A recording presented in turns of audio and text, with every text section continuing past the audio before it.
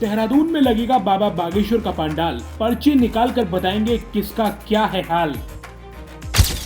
देवभूमि देखेगी बाबा बागेश्वर धाम की लीला, हाजिरी लगाने वालों के लिए भविष्य का चलेगा पता।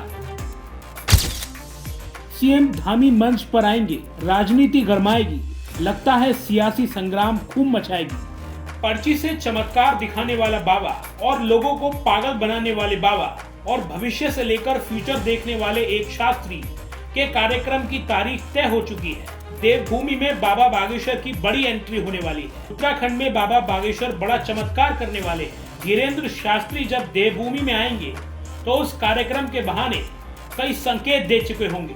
बाबा बागेश्वर की कथा में इस बार सिर्फ पर्चा नहीं कटने वाला है, बल्कि पर्चे के बहाने बड़ा खेल होने वाला है। धीरेन्द्र शास्त्री के उत्तराखंड दौरे के कई मायने निकाले जा रहे हैं।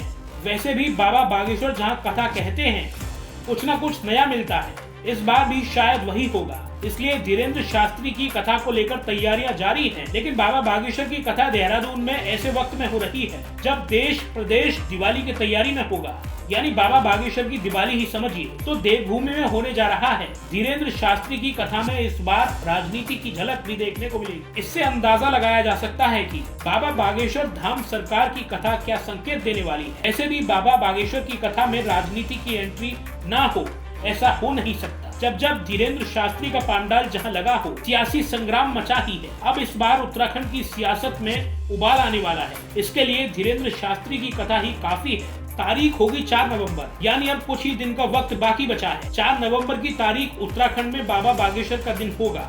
इस पूरे कार्यक्रम की शुरुआत राजधानी देहरादून में होगी, यानी जो राजनीति का केंद्र है, और यहीं से बाबा बागेश्वर कुछ बड़ा ऐलान करने वाले हैं। श्री पशुपतिनाथ मंदिर भारत चैरिटेबल ट्रस्ट की ओर से देहरादून में धीरेन्द्र शास्त्री का कार्यक्रम रायपुर के महाराणा प्रताप स्पोर्ट्स कॉलेज में भी आयोजित किया जाएगा। कार्यक्रम संयोजक निर्वर्ती यादव का कहना है कि 4 नवंबर को धीरेन्द्र शास्त्री का दरबार शाम 4 बजे से रात 11 बजे तक चलेगा।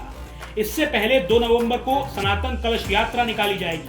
3 नवंबर को स्पोर्ट्स कॉलेज में महायज्ञ का आयोजन होगा। ये पूरा कार्यक्रम तय किया जा चुका है। कब क्या क्या होगा। अब धीरेन्द्र शास्त्री आ रहे हैं मंच पर धर्मगुरु ही नहीं, बल्कि खुद मुख्यमंत्री पुष्कर सिंह धामी भी नजर आने वाले हैं, क्योंकि बाबा बागेश्वर धाम सरकार की कथा में सीएम धामी के अलावा स्वामी चिदानंद सरस्वती को बतौर मुख्य अतिथि आमंत्रित किया गया है। इस 1 दिवसीय कथा को भव्य बनाने की तैयारी चल रही है, क्योंकि बाबा बागेश्वर धाम सरकार इस बार पहाड़ के लोगों के पर्चा निकाले। धीरेन्द्र शास्त्री की कथा को लेकर सियासी संग्राम भी देखने को मिल सकता है, क्योंकि सीएम के जाने का भी कार्यक्रम जो है। आपको बता दें कि बाबा बागेश्वर धाम सरकार की कथा जब होती है तो कुछ न कुछ बखेड़ा जरूर होता है, क्योंकि धीरेन्द्र शास्त्री सनातन का प्रचार करते करते और भारत को हिंदू राष्ट्र बनाने की मांग करते हैं। धीरेन्द्र शास्त्री हर कथा में हिंदू राष्ट्र को लेकर बोलते हैं और सनातनियों में मंत्र फूंकते हैं, इसलिए बाबा बागेश्वर की चर्चा आम रहती है। वैसे एक और बात बता दूं तो बाबा बागेश्वर का विवादों से भी गहरा नाता है,